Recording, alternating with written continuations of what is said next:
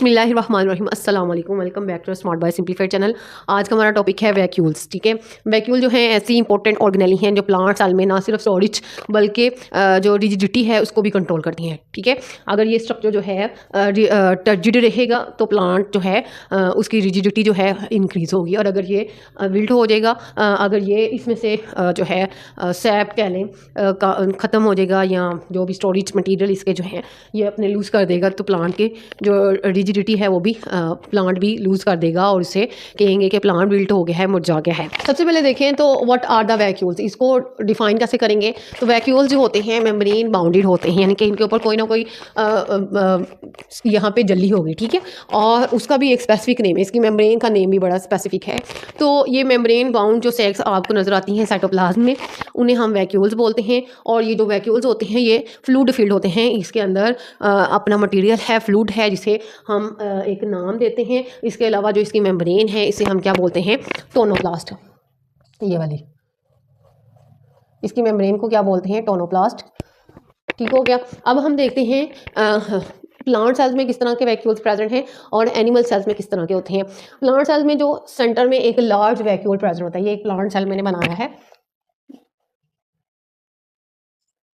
ठीक है, उसके सेंटर में एक लार्ज वैक्यूल प्रेजेंट होता है जिसने जो है न्यूक्लियस को साइड पे पुश किया होता है। ठीक है, और ये सेंट्रल लार्ज वैक्यूल जो होता है इसके सीवरल डिफरेंट फंक्शंस होते हैं, और जैसे कि स्टोरेज हो गया, वेस्ट डिस्पोजल है, प्रोटेक्शन है, इसके अलावा सेल ग्रोथ है। तो इसी सब चीज़ों में किसी न किसी तरीके से इन्वॉल्व है। तो ये जो होता है जो सेंटर में लार्ज वैक्यूल का प्रेजेंट होना किसी प्लांट सेल में, तो किसी मेच्योर प्लांट में प्लांट के मेच्योर सेल में प्रेजेंट होगा। अदरवाइज जो छोटे प्लांट्स होते हैं, अभी मेच्योर नहीं होते, छोटे पौधे छोटे छोटे, उनमें स्मॉल वैक्यूल्स होते हैं जो बाद में जो है साइटोप्लाज्म के अंदर, ठीक है, साइटोप्लाज्म के अंदर छोटे छोटे वैक्यूल्स होते हैं जो बाद में फ्यूज़ होके एक मेच्योर जो है सेल में जो है एक लार्ज वैक्यूल बना देते हैं, वो भी सेंटर में। हाँ जी, अब ये सेंट्रल लार्ज वैक्यूल जो किसी मैच्योर सेल में प्रेजेंट होगा वो तकरीबन 80% यहाँ पे जगह लेगा। ठीक है, सेल की 80% जगह किसने ली होगी, इस वैक्यूल ने ली होगी।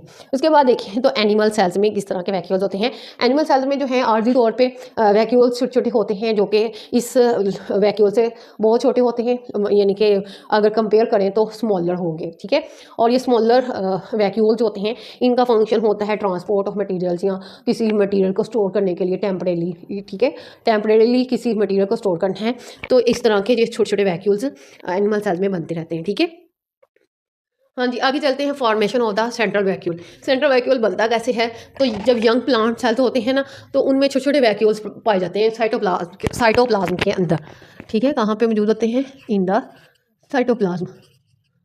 ठीक है, और जब प्लांट मेच्योर हो जाता है तो यही जो वैक्यूल छोटे छोटे होते हैं ये फ्यूज़ होके एक लार्ज वैक्यूल बना के सेल की 80% स्पेस को इसने ऑक्यूपाई कर लेना है। उसके बाद अगर हम इसका स्ट्रक्चर देखें तो स्ट्रक्चर इसका बड़ा ही सिंपल है। एक होती है मेम्ब्रेन जिसे हम टोनोप्लास्ट बोलते हैं, जिसने इसके अंदर का जो फ्लूइड है उसको इनक्लोज करके रखना है, और जो अंदर का जो फ्लूइड है उसे हम बोलते हैं सेल सैप। इसका नाम ही सेल सैप है। ठीक है, ये सैप जो होता है इसमें वाटर है, ऑयल्स हैं, शुगर्स हैं, साल्ट्स हैं, पिगमेंट्स हैं और अदर मेटाबॉलिक वेस्ट मटेरियल्स इसमें पाए जाते हैं।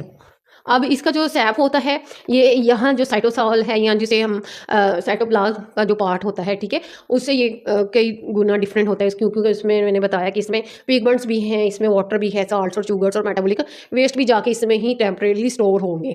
उसके बाद देखते हैं हम इसके फंक्शंस। नेक्स्ट अगर हम इसके फंक्शंस की बात करें तो सबसे पहले मेन फंक्शन इसका यही है, प्राइमरी फंक्शन यही है कि जो मैच्योर प्लांट सेल है उसके स्ट्रक्चर को मेंटेन इसी ने करना होता है। किस तरह से करना होता है कि जब सेल के ये जो अज्जा होते हैं, कंटेंट्स होते हैं, जिसमें ऑर्गेनेल्स भी हैं और जितना भी यहाँ पे मटेरियल पड़ा है, साइटोसोल पड़ा है, फ्लूइड पड़ा है, ये सारा जो है इस सेल वॉल, फॉर एग्जांपल ये लगा लें सेल वॉल है।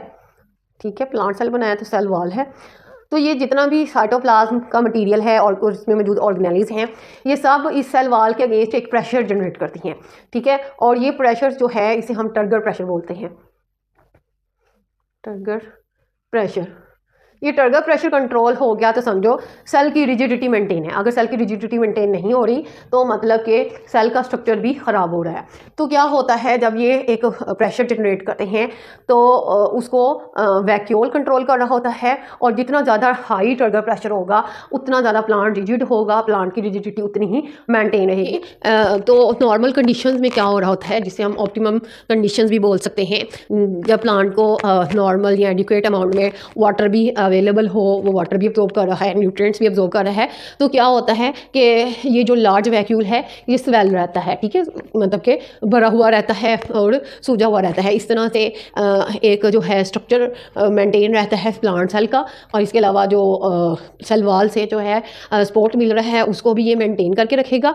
तो अदरवाइज़ क्या होता है कि अगर यहाँ से सेल ना इतना वाटर कंटेंट और जो है मटेरियल वगैरह इतना ना सेल को मिल रहा हो या प्लांट को मिल रहा हो, तो सेल का जो लार्ज वैक्यूल है वो भी जो है श्रिंक कर जाएगा। श्रिंक होने से जो है सेल है वो भी जो है उसमें भी टर्जिडिटी या रिजिडिटी ख़त्म हो जाएगी। जब सेल्स में रिजिडिटी या टर्गर प्रेशर जो है कम होगा तो क्या होगा, प्लांट भी क्या हो जाएगा, विल्ट हो जाएगा, मुरझा जाएगा। तो इस तरह से ये प्लांट की रिजिडिटी को मेंटेन कर रहा है, स्ट्रक्चर सपोर्ट प्रोवाइड कर रहा है, और प्लांट जो है वो अपराइट आपको नज़र आता है। सेकंड मेजर फंक्शन है इसका स्टोरेज।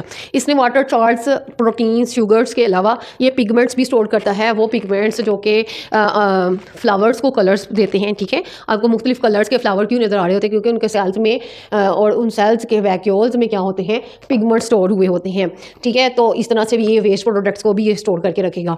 उसके बाद है प्रोटेक्शन। तो ये ऐसे पॉइजनस या बिटर कंपाउंड को स्टोर करके रखता है जो कि जो है हर्बीवोर्स के लिए या इंसेक्ट्स और एनिमल्स जो प्लांट्स को खा लेते हैं या उनको क्या करते हैं, ख़राब करते हैं, उनको जो है किल करने के लिए या उनको प्लांट कंज्यूम करने के लिए, खाने से बचाने के लिए ऐसे जो है पॉइजनस और बिटर कंपाउंड जो है स्टोर करके रखता है।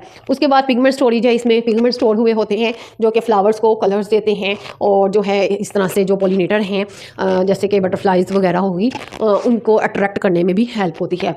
उसके बाद सेल की ग्रोथ में भी इसका थोड़ा बहुत किरदार है, जैसे कि ये हेल्प करेगा सेल इन लार्ज, यानी कि सेल एक इन लार्ज फॉर्म में आ जाए, बड़ा होके, बाय अब्जॉर्बिंग द वाटर, यानी कि ये इसमें सारा एक्सेस वाटर जो है ये वैक्यूल अब्जॉर्ब करके रखता है और सेल की टर्जिडिटी को मेंटेन करता है। इस तरह से ये प्लांट ग्रोथ को सपोर्ट करता है। जाहिर है वाटर के बगैर तो लाइफ नहीं है, तो वाटर होगा तो कोई भी यहाँ पे प्रोसेसेस होंगे, ठीक है।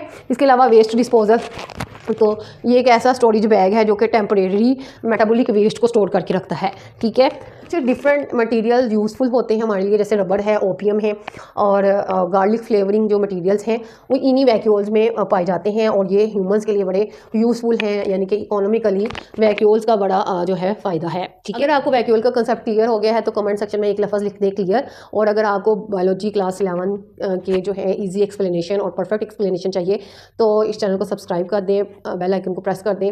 मिलते हैं नेक्स्ट वीडियो में। Smart bio simplified made biology simple.